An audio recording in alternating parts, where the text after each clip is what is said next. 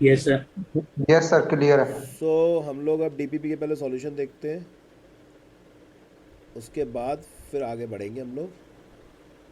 तो मैंने 17 जुलाई की जो डीपीपी भेजी है, 3 लोगों ने अटैम्प्ट करी है उसको केवल। एक तो जानवी ने, एक दिव्यांशा ने, एक अभिषेक ने, और किसी ने अटैम्प्ट नहीं करी है। मुझे रीज़न समझ में नहीं आता क्यों नहीं करते हो क्वेश्चन अटैम्प्ट। बिना क्वेश्चन किए कैसे तुम लोग आगे बढ़ोगे। तो देखते हैं जिसके सबसे ज़्यादा गलत हुए, यानी कि अभिषेक के। तो अभिषेक ने टोटल 10 क्वेश्चनों में से एक भी अटैम्प्ट नहीं किया है, तो इसका मतलब पूरे देख लेते हैं हम लोग।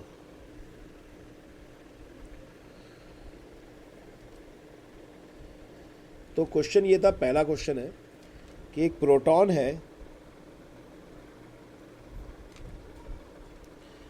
और एक अल्फा पार्टिकल है। इनको सेम मैग्नेटिक फील्ड में हमने प्रोजेक्ट किया। आपको उनके रेडियस का रेशियो निकालना था। ठीक है, मैं सारे क्वेश्चन करा देता हूँ और देख लेता हूँ किसने गलत किए, सबसे कम गलत किसने किए, उसके हिसाब से मैं चेक कर देता हूँ। तो जानवी ने सबसे कम गलत किए हैं। आउट ऑफ 10 क्वेश्चन 4 सही हैं। तो ये वाला क्वेश्चन जानवी का सही है। सेम मैग्नेटिक फील्ड में दोनों में एंटर किया है, प्रोटॉन और इलेक्ट्रॉन ने। और आपको बताना है रेशियो ऑफ देयर रेडियस। तो मुझे एक बात बताओ तुम लोग, मैंने रेडियस का फॉर्मूला बताया था, mv/qb। ये याद है फॉर्मूला तुम लोगों को? फॉर्मूला याद है ये? यस। तो radius of proton upon radius of alpha particle का रेशियो हो जाएगा मास of proton upon mass of alpha particle. अब वेलोसिटी और मैग्नेटिक फील्ड तो दोनों की सेम ही है, और ये इन्वर्सली प्रोपोर्शनल किसके हो गया? मास के तो डायरेक्टली प्रोपोर्शनल, चार्ज के इन्वर्सली प्रोपोर्शनल। यानी कि यहाँ आ जाएगा charge of alpha upon charge of proton.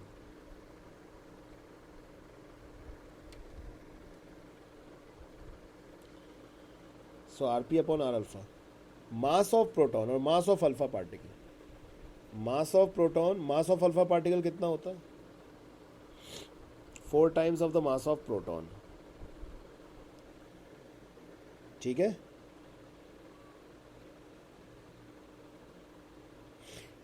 ठीक है। Yes sir. और charge of alpha particle, alpha particle का जो चार्ज होता है वो प्रोटॉन के चार्ज का डबल होता है। ये बात पता है ना आप लोगों को? पहले बताओ मुझे।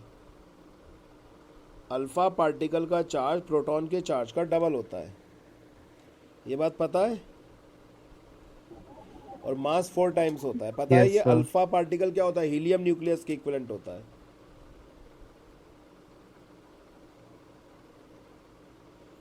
सो रेशियो आ जाएगा 1:2। ओके। तो यहाँ पे बी और बी कांस्टेंट है। यस, क्योंकि उसमें बोला नहीं है कुछ भी उसके बारे में, तो वी और बी कांस्टेंट ही मानना पड़ेगा। बी तो कांस्टेंट दिया ही है, magnetic field same magnetic field में एंटर कर रहे हैं, तो वी तो हमें लेना ही पड़ेगा। बी तो लेना ही पड़ेगा। और वी तो हमने इसलिए मान लिया क्योंकि उसमें कुछ बोला नहीं था वेलोसिटी के बारे में। So B is the correct answer. आगे बढ़ सकते हैं। देख सर। अगला क्वेश्चन जो था, क्वेश्चन सभी ने देख लिए होंगे मेरे ख्याल से। मैं पीडीएफ के फॉर्म में डालूं दोबारा से कि अपनी अभी रहने दो, अगला क्वेश्चन से शुरू करूं? क्वेश्चन तो सबके सर पास डाल है। दो। सर ये ये दो। मैं इसको दोबारा से ओपन कर दूंगा, आप लोग नोट कर लेना चाहे तो, है ना? Yes sir. अब सर उसके अभी एक बार क्वेश्चन थोड़ा सा लिख दो क्या? जो सॉल्व करा रहे हो। सर अभी जो क्वेश्चन सॉल्व करा रहे हो ना, उसको हाँ, एक बार या तो पढ़ दो या लिख दो सर। नहीं मैं पढ़ तो रहा हूँ, मैं लिख भी देता हूँ, चलो कोई दिक्कत नहीं, पढ़ तो मैं रहा ही हूँ। तो वन प्रोटॉन बीम, अगला क्वेश्चन है, वन प्रोटॉन बीम एंटर्स, एक प्रोटॉन की बीम है जो कि एक मैग्नेटिक फील्ड में एंटर कर रही है।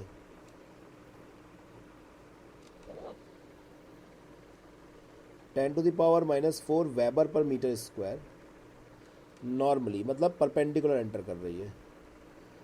इफ स्पेसिफिक चार्ज, क्या तुम मुझे बता सकते हो स्पेसिफिक चार्ज का मतलब क्या होता है? हमने फर्स्ट चैप्टर में भी पढ़ा है ये। बता सकते हो स्पेसिफिक चार्ज का मतलब? हाँ या ना में बोल दो, दोनों में से एक बात ही होगी, या तो बता सकते हो या नहीं बता सकते।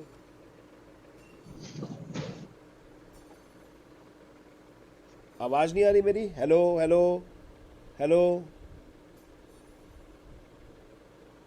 हेलो, नहीं पता सर। नहीं बता सकते? हाँ तो ऐसे बोल दिया करो ना, टाइम क्यों वेस्ट करना। तो देखो, रेट स्पेसिफिक चार्ज का मतलब होता है चार्ज पर यूनिट मास, और वैसे तो मैं इसको यूनिट देख के भी चीज़ें समझ जाया करो। क्या है कुलाम अपॉन केजी, तो कुलाम अपॉन केजी किसकी यूनिट हो सकती है? चार्ज पर upon charge to that of the mass की यूनिट हो सकती है, क्यू बाय एम। यानी कि स्पेसिफिक चार्ज जीवन में अब याद रख लेना, कभी नहीं भूलना। वैसे तो ये केमिस्ट्री में भी है, पर सबसे ज़्यादा तुम लोग केमिस्ट्री पढ़ते हो, फिर भी देखते हैं केमिस्ट्री में नंबर ज़्यादा आते हैं कि फिजिक्स बायो में। तो स्पेसिफिक चार्ज जो है वो क्यू बाय एम होता है। क्या होता है स्पेसिफिक चार्ज? क्यू बाय ठीक है, बात समझ में आ रही है? ये आपने सबसे पहले केमिस्ट्री में ही sir. पढ़ा था, याद करो, केमिस्ट्री में ही पढ़ा था ये। उसके बाद फिजिक्स में हमने फर्स्ट चैप्टर में पढ़ा था, और केमिस्ट्री तुम दिन में 3 बार पढ़ते हो। ठीक है, फिर भी हमारे मुझे तो पुराने रिकॉर्ड्स पता हैं, केमिस्ट्री में ज़्यादा आते हैं कि फिजिक्स में वो फर्स्ट चैप्टर नहीं कराया सर। फर्स्ट चैप्टर में नहीं है बेटा, ये पूरी केमिस्ट्री में कई बार रिपीट होता है, 11th क्लास से रिपीट होता है, स्ट्रक्चर ऑफ एटम में भी है 11th में, वहाँ पे स्पेसिफिक चार्ज निकाला जाता है बाकायदा। चलो अब याद रखना, आइंदा से क्यू बाय एम बोलते हैं स्पेसिफिक चार्ज को, ठीक है? कोई बात नहीं, यस सर। कोई उसमें वो कोई नहीं, सबको सबको सब थोड़ा पता रहता है, मुझे तो कुछ भी नहीं पता था। अब हम बात कर रहे हैं रेडियस, इनने पूछा है कितना होगा, तो कुछ सिंपल सा क्वेश्चन है, जानवी ने इसको बिल्कुल सही जवाब दिया है। फॉर्मूला क्या होता है? M V upon Q B. अब देखो इसमें क्यू बाय एम तो दिया ही हुआ है हमें, तो एम बाय क्यू बी हम निकाल लेंगे। वेलोसिटी हमें दी हुई है 10⁹, और मैग्नेटिक फील्ड दिया, सब कुछ तो दिया है। वेलोसिटी कितनी दी है? 10⁹। स्पेसिफिक चार्ज कितना है? 10⁻11। तो ये स्पेसिफिक चार्ज का उल्टा लिखा है, तो 10⁻11 हो जाएगा। ये 11 दिया है। वेलोसिटी कितनी थी? बार बार पन्ना पलटना पड़ रहा है। 10⁹। और मैग्नेटिक फील्ड कितनी दी है क्वेश्चन में? 10⁻⁻4।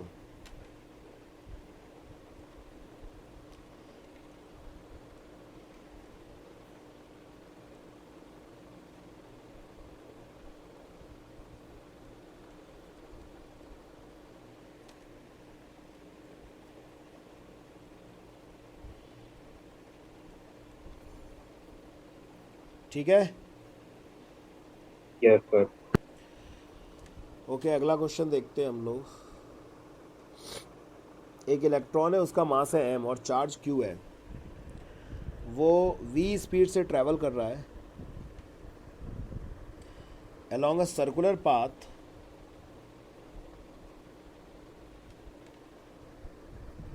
of radius r। मैं लिख देता हूँ। तो इलेक्ट्रॉन है, मास m है, चार्ज q है, travelling with speed v।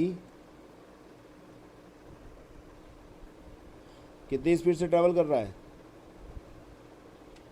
v speed से ट्रैवल कर रहा है एक सर्कुलर पाथ में, अलोंग अ सर्कुलर पाथ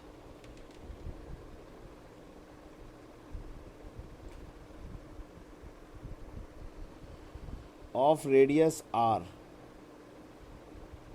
ठीक है, at right angles to uniform magnetic field.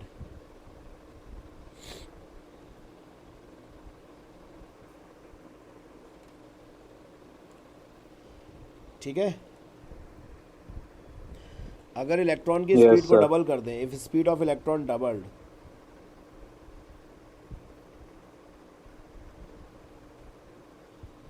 Speed of electron क्या कर दें हम लोग? डबल कर दें, और मैग्नेटिक फील्ड को आधा कर दें। यह आंसर भी जानवी का सही है।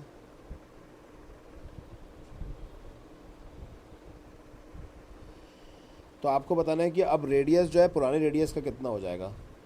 चलो बताओ, सिंपल सा है, जितना बड़ा क्वेश्चन है उतना बड़ा तो सॉल्यूशन भी नहीं है इसका। R equals to M V upon Q भी होता है।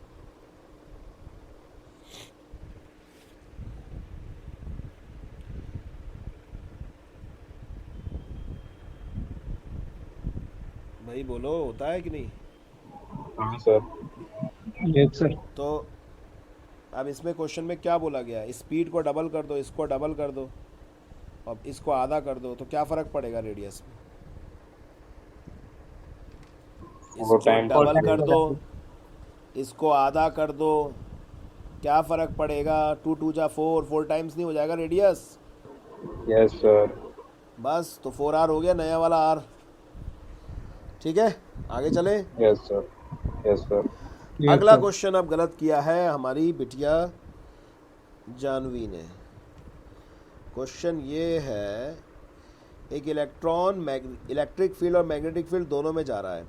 It will gain energy from, answer होना चाहिए था इलेक्ट्रिक फील्ड, इसने लिखा था दोनों, बिल्कुल गलत है। ये मैं आपको एक नोट पॉइंट के रूप में भी लिखवा दूंगा, मेंशन करवा दूंगा, नहीं एक्चुअली मेंशन क्या करवा दूंगा, ये मैं लिखवाऊंगा भी आगे एक नोट पॉइंट के रूप में। वैसे मैंने साइक्लोट्रॉन में पढ़ाया भी था तुम लोगों को कि जब भी कोई चार्ज पार्टिकल क्रॉस्ड फील्ड में जाता है तो मैग्नेटिक फील्ड सिर्फ उसका सर्कुलर पाथ प्रोवाइड करती है। साइक्लोट्रॉन में बताई थी ये बात मैंने।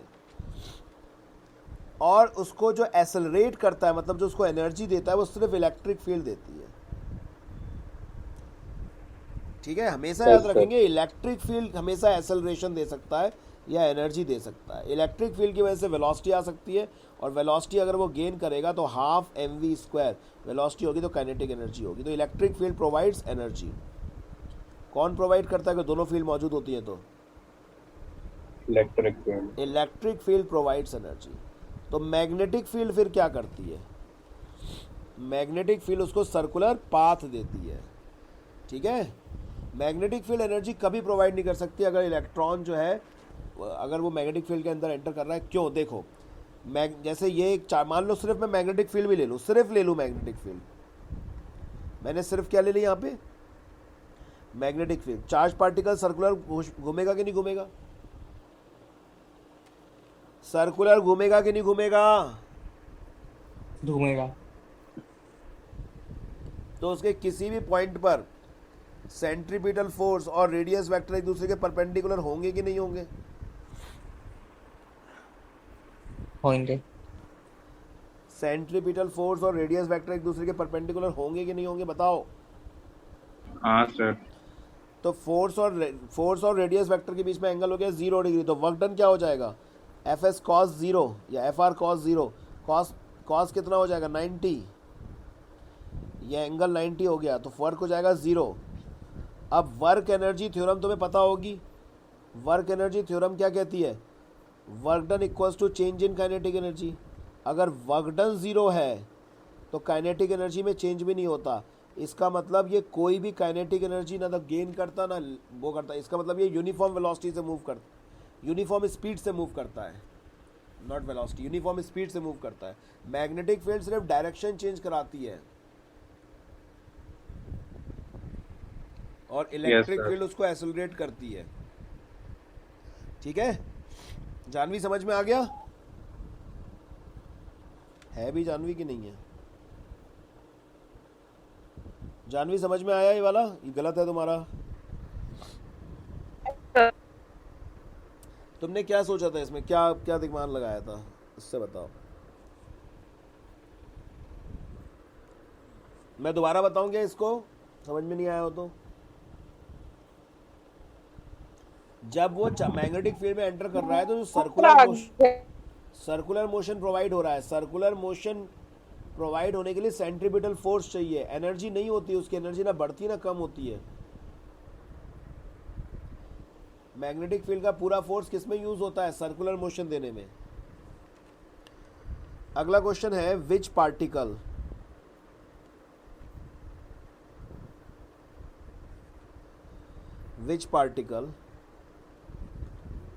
will have minimum frequency of revolution।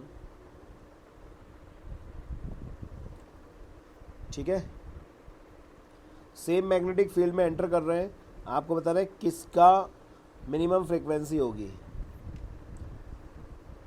Electron, lithium ion, electron, proton और हीलियम आयन। मुझे बताओ फ्रीक्वेंसी का फॉर्मूला क्या है? एक तो फॉर्मूला याद नहीं है एक भी तुम लोगों को। 1/time period। वेरी गुड, मैं इसी की तलाश कर रहा था। अब मुझे टाइम पीरियड का फॉर्मूला और बता दो।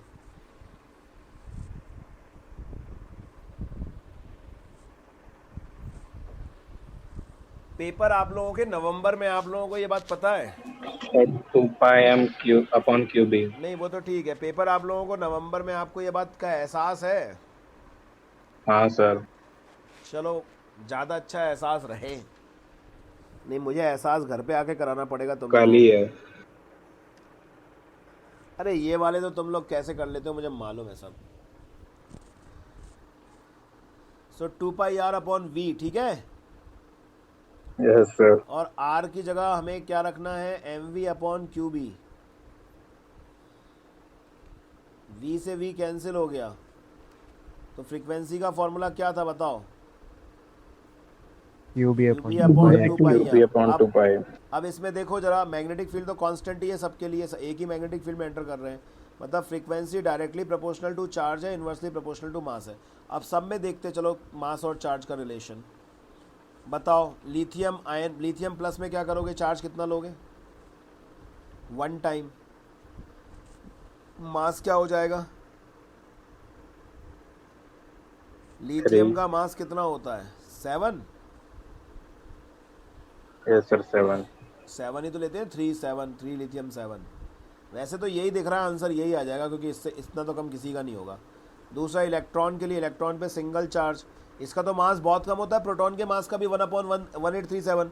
इसकी तो फ्रीक्वेंसी बहुत ज़्यादा आएगी। मैंने यहाँ 7 of the mass of proton रखा है, ठीक। इसका तो प्रोटॉन का sir। मास तो प्रोटॉन के बराबर ही होगा, तो 1 आ गया इसका आंसर, मतलब इसके लिए आ गया। इसके लिए तो मैंने रिलेशन लिखा 1/7, 7 times of the mass of proton. इसके लिए रिलेशन लिखा 1/1837, बहुत ज़्यादा फ्रीक्वेंसी आएगी। इसके लिए लिखेंगे हम लोग रिलेशन 1:1, और इसके लिए क्या आ जाएगा? 1:4। तो सबसे ज़्यादा फ्रीक्वेंसी किसकी आ जाएगी? इलेक्ट्रॉन की। डेफिनेट सी बात है, हल्का सा है, जल्दी जल्दी। वैसे तो इलेक्ट्रॉन सही तरीके से घूम भी नहीं पाता बहुत, लेकिन घूमेगा तो भयानक तरीके से घूम जाएगा, क्योंकि बहुत ही कम इसका मास है, तो भैया फ्रीक्वेंसी ज़्यादा आएगी। सेकंड नंबर पे आएगा कौन सा? प्रोटॉन, फिर हीलियम और फिर लिथियम। तो सबसे मिनिमम किसकी है फ्रीक्वेंसी? लिथियम की। क्लियर है सबको? Yes sir. गजब गजब गजब। ये गलत कैसे हुआ? मैंने पता ये क्वेश्चन इसलिए रखा था ताकि, ये इसलिए रखा था क्वेश्चन मैंने ताकि एक सिंपल क्वेश्चन रख दूं। मैंने क्वेश्चन दिया Tesla is the unit of, बताना मुझे कौन सा आंसर सही है।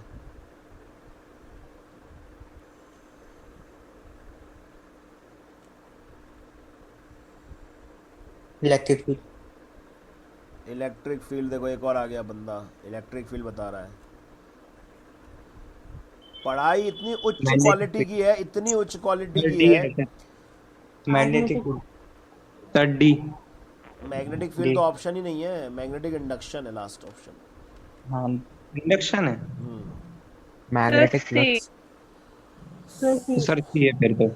सी, तो कौन सा बताया तुमने? सी ना जानवी?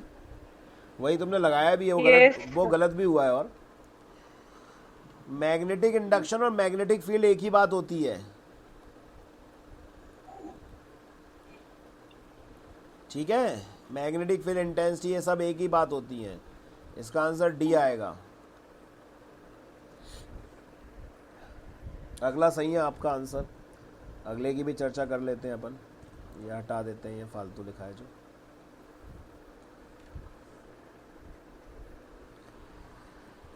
एक इलेक्ट्रिक फील्ड है, उसकी वैल्यू है 1500 वोल्ट पर मीटर।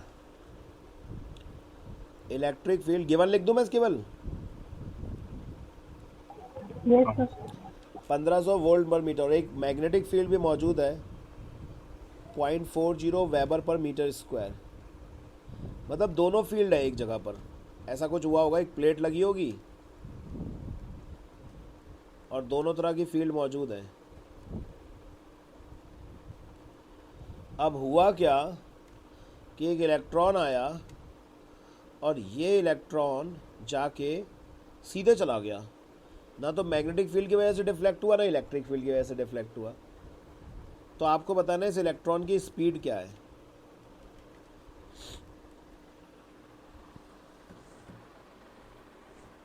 ये इलेक्ट्रॉन आया, यहाँ एक इलेक्ट्रिक फील्ड भी थी, एक मैग्नेटिक फील्ड भी थी, मतलब चुंबक का भी प्रभाव था और चार्जेस भी थे वहाँ पे, दोनों चीज़ें मौजूद थी।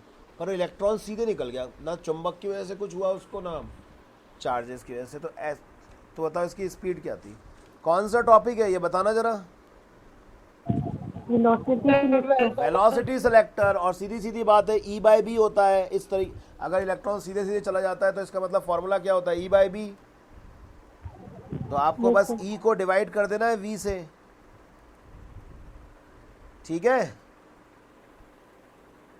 Yes sir. नहीं आया समझ में? आगे सर। ये सही है, इसका जानवी का सही है, आप कर लेना डिवाइड तो। खैर अगला देखते हैं। अगला क्वेश्चन जानवी ने गलत किया है फिर से।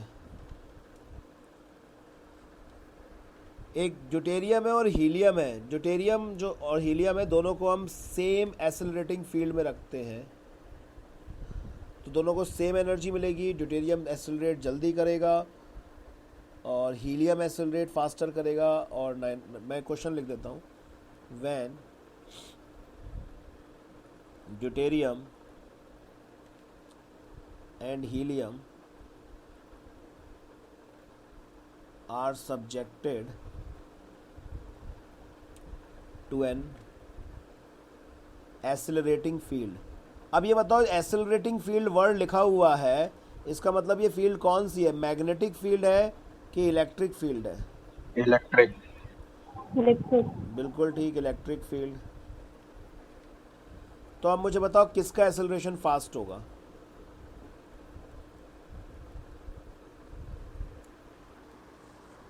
बोलो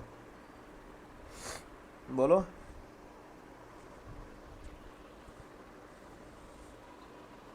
आपका बैच मैंने डेली कर दिया है वापस से 8 बजे, 9 बजे से बायो वालों का होगा। बताओ बताओ बताओ।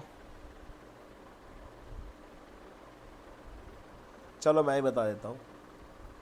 ये फॉर्मूला पढ़ा था, Q equals to N me, नहीं F equals to M A, F बराबर Yes, sir.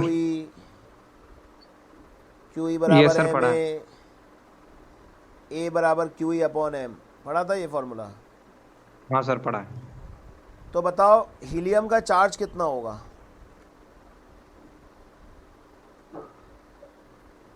0। बोलो।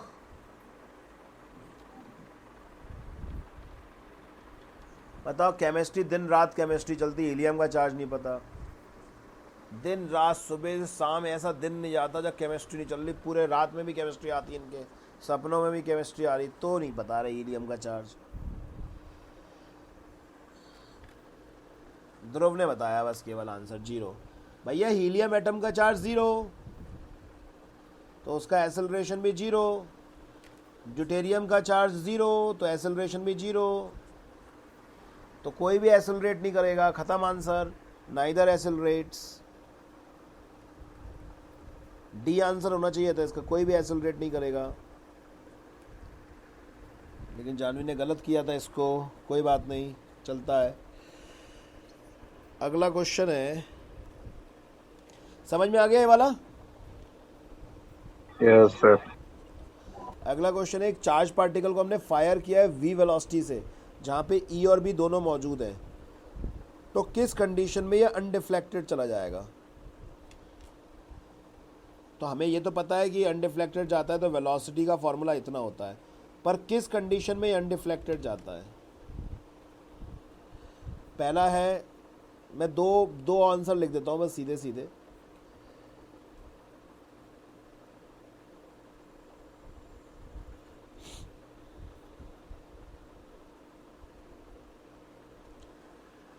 जानवी, ये वाला आंसर इसमें गलत दिया हुआ है, तुमने सही किया था।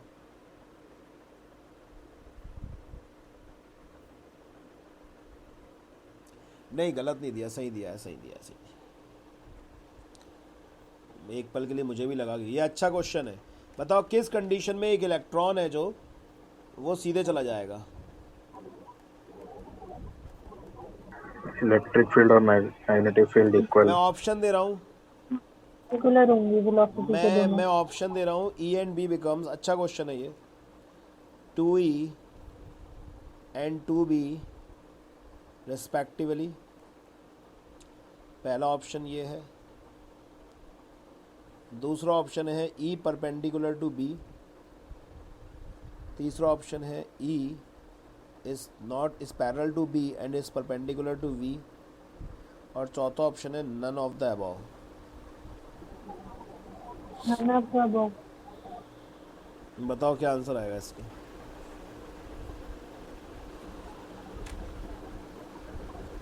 बी। देखो वैसे इसका आंसर ना मैं बताऊं, इसमें गलती दिया है, नन ऑफ द अबव ही आना चाहिए। उसका रीज़न है ए अगर हो जाएगा कोई दिक्कत नहीं है, ए भी हो सकता है आंसर, कि अगर ए हो गया तो डेफिनेटली वो सीधे चला जाएगा, लेकिन वो तब जाएगा ना जब बी भी सही हो, ए और बी दोनों सही हो। तो या तो अगर मल्टीपल चॉइस क्वेश्चन होगा तो ए और बी दोनों होना चाहिए, नहीं तो फिर अगर सिंगल चॉइस है तो फिर इनमें से कोई एक ऑप्शन मैच वो ही नहीं कर रहा, मैच ही नहीं कर रहा। मल्टीपल चॉइस होंगे अगर तो फिर दोनों होने चाहिए ना। ए सही है, बिल्कुल सही ओके है, सर। ए बिल्कुल सही है, लेकिन ये वाली कंडीशन में सेटिस्फाई होनी चाहिए। अगर ये सेटिस्फाई, केवल मैग्नीट्यूड को बराबर करने से काम थोड़ा चलेगा। मैग्नीट्यूड बराबर हो गया अच्छी बात है, लेकिन ये परपेंडिकुलर भी तो होने चाहिए। तो ज़्यादा करेक्ट Yes, आंसर sir. इसका डी है। ये इसमें थोड़ा गलत दिया हुआ है, ये करेक्ट कर लेना आप अपने आप। अब अगला देखते हैं हम लोग, लास्ट क्वेश्चन देखते हैं। एक इलेक्ट्रॉन है, वो सर्कुलर करंट कैरिंग कंडक्टर की एक्सिस के अलोंग प्रोजेक्टेड हो रहा है, ठीक है। Yes sir. So electron will experience force along the axis. Electron axis के अलोंग फोर्स महसूस करेगा। मतलब ये है कि एक सर्कुलर करंट कैरिंग कंडक्टर है, इसकी एक्सिस पे इलेक्ट्रॉन गया, ऐसे हमने फायर किया है, तो ये फोर्स कहाँ महसूस करेगा? Along the axis,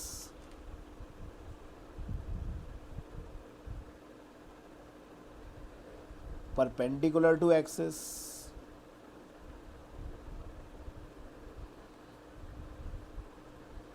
at angle 4 degree with axis. ये तो देखने में ही गलत लग रहा है, एंगल 4 डिग्री विथ एक्सिस, और नो फोर्स एक्सपीरियंस्ड। ये आउट ऑफ चला गया क्वेश्चन, क्योंकि इसमें मुझे बताना चाहिए तुम्हें मैग्नेटिक फील्ड के हिसाब से कि इसकी मैग्नेटिक फील्ड इस डायरेक्शन में होती है। जो सर्कुलर करंट कैरिंग कंडक्टर होता है ना जानवी, उसकी मैग्नेटिक फील्ड उसके एक्सिस की डायरेक्शन में होती है। तो अगर एक इलेक्ट्रॉन इसी डायरेक्शन में हम फायर करेंगे तो ये मैग्नेटिक फील्ड के पैरेलल फायरिंग होगी, और मैग्नेटिक फील्ड की अगर पैरेलल या एंटी पैरेलल फायरिंग होती है तो फिर कोई फोर्स एक्सपीरियंस नहीं होता है। ये तुमने प्योरली तुक्का मारा था, इसलिए तुम्हारा गलत हुआ है। हमने एक इलेक्ट्रॉन को एक्सिस पे ही फायर किया है, तो वो मैग्नेटिक फील्ड के पैरेलल फायरिंग हो गई, क्योंकि मैग्नेटिक फील्ड भी एक्सिस के अलॉन्ग ही होती है। मैग्नेटिक फील्ड एक्सिस के अलॉन्ग होती है, या तो आपको ये क्लास 10th के हिसाब से समझ में आना चाहिए था, ठीक है, या फिर आपको क्लॉक्स रूल पता होगा। मैग्नेटिक फील्ड निकालने के लिए right hand thumb rule use करते हैं हम लोग। जिस डायरेक्शन में करंट मूव कर रहा होता है उस डायरेक्शन में अपने हाथों को घुमाते हैं, तो अंगूठे की डायरेक्शन में, मतलब इधर अंगूठा आएगा तो उधर मैग्नेटिक फील्ड होती है। ये हम लोग मैग्नेटिक फील्ड में हम लोग देख लेंगे इस बात को। अभी आप ये याद रखो कि एक सर्कुलर करंट कैरिंग वायर है, उसकी मैग्नेटिक फील्ड ऐसे में जाती है हमेशा, और बिकॉज हमने इलेक्ट्रॉन भी इधर ही फायर किया है तो मैग्नेटिक फील्ड की पैरेलल फायरिंग हो गई। और मैग्नेटिक फील्ड की जो पैरेलल फायरिंग होती है तो इसका मतलब उस पर कोई फोर्स नहीं लगेगा, क्योंकि फोर्स का फॉर्मूला था QVB साइन थीटा। अगर साइन 0 डिग्री हो गया, भाई पैरेलल फायरिंग करी मतलब क्या, साइन 0 डिग्री हो गया, साइन 0 हो गया तो फोर्स भी 0 हो जाएगा, समझे भाई। पैरेलल फायरिंग करी, जिधर मैग्नेटिक फील्ड है उधर ही हमने फायर किया, तो ये दोनों पैरेलल हो गई ना चीजें। पैरेलल मतलब क्या होता है, तेज बोलो, पैरेलल मतलब क्या होता है? 180। सेम है ना, सेम डायरेक्शन होनी चाहिए दोनों। दो लाइंस पैरेलल कब होती है? जब डायरेक्शन सेम उनकी। तो जब मैंने यहाँ पर थीटा बराबर 0 डिग्री पुट करूँगा, ये एक फार्मूला होता है QVB साइन थीटा, तो इसमें थीटा अलग अलग वैल्यू पे साइन की अलग अलग वैल्यू होती है। तो जब मैंने 0 डिग्री यानी कि पैरेलल के लिए 0 डिग्री लेते हैं एंगल, ये कितने डिग्री का एंगल है? 90 ना, parallel. ये 0 डिग्री है। तो अब अगर मैं यहाँ पे 0 डिग्री रख दूंगा तो यहाँ पे क्यू वी बी साइन 0, 0 की वैल्यू साइन 0 क्या होता है 0, तो फोर्स 0 हो जाएगा। तो इलेक्ट्रॉन अगर पैरेलल फायर करते हैं मैग्नेटिक फील्ड पे तो उस पर फोर्स नहीं लगता, या एंटी पैरेलल फायर करते हैं तब भी फोर्स नहीं लगता। Yes, sir. तो यहाँ तक समझ में आ गया? सर एक बार हाँ, पीछे सर। वापस करा ये वाला बता दूं दोबारा से, तो इससे पीछे वाला पीछे वाला, ये वाला ये सर इसकी बी कंडीशन समझ नहीं आई। याद करो कि हमने जब वेलोसिटी सिलेक्टर के लिए डायग्राम बनाया था तो ये एक इलेक्ट्रिक फील्ड ली थी इलेक्ट्रिक फील्ड इस तरीके से ली थी। Yes sir. तो इलेक्ट्रिक फील्ड नीचे की तरफ थी और मैग्नेटिक फील्ड ऐसे में ली थी। क्रॉस्ड फील्ड बोला था मैंने उसको, क्रॉस्ड फील्ड। दोनों फील्ड एक दूसरे के परपेंडिकुलर बताई थी। मैग्नेटिक फील्ड अंदर जा रही थी, इलेक्ट्रिक फील्ड यूं थी। Yes sir. तो ये कंडीशन तो सेटिस्फाई होनी चाहिए ना। अकेले E बाय बी से क्या हो जाएगा, कुछ नहीं हो जाएगा। ऐसा भी तो हो सकता है E बाय बी तो आ रहा हो रेशो, लेकिन वो E बाय बी दोनों ही मूवमेंट करवा दें उस ऑब्जेक्ट को। फॉर एग्जाम्पल ये इस तरीके से हो, E और B बराबर हो, और अगर इस तरीके से हो मैग्नेटिक फील्ड ये हो और इलेक्ट्रिक फील्ड नीचे की तरफ हो, अब तो चार्ज पार्टिकल पे क्या हो जाएगा, ये तो अब सीधे नहीं जाएगा, क्योंकि मैग्नेटिक फील्ड तो फोर्स नहीं लगाएगा, पर इलेक्ट्रिक फील्ड की वजह से नीचे आ जाएगा वो ऐसे। Yes sir. तो दोनों कंडीशन सेटिस्फाई होना चाहिए। तो इसका आंसर डी ज़्यादा करेक्ट है। हालांकि मैंने जो आंसर की दी है उसमें खुद बी लिखा हुआ है।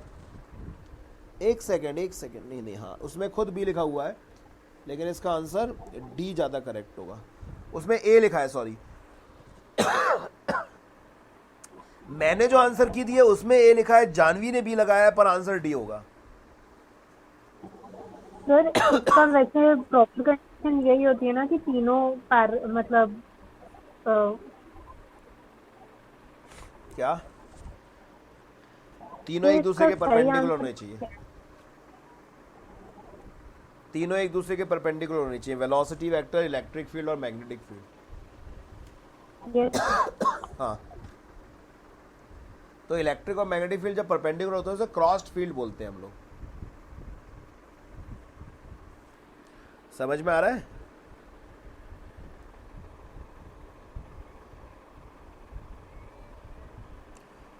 अरे बोलो, कुछ बोलते नहीं है तुम लोग, पता नहीं क्यों नहीं बोलते। हाँ सर। तो यहाँ तक सबको क्लियर है सब कुछ? इस आंसर को मैं एडिट कर देता Yes, हूँ, sir. सही कर देता हूँ इसको।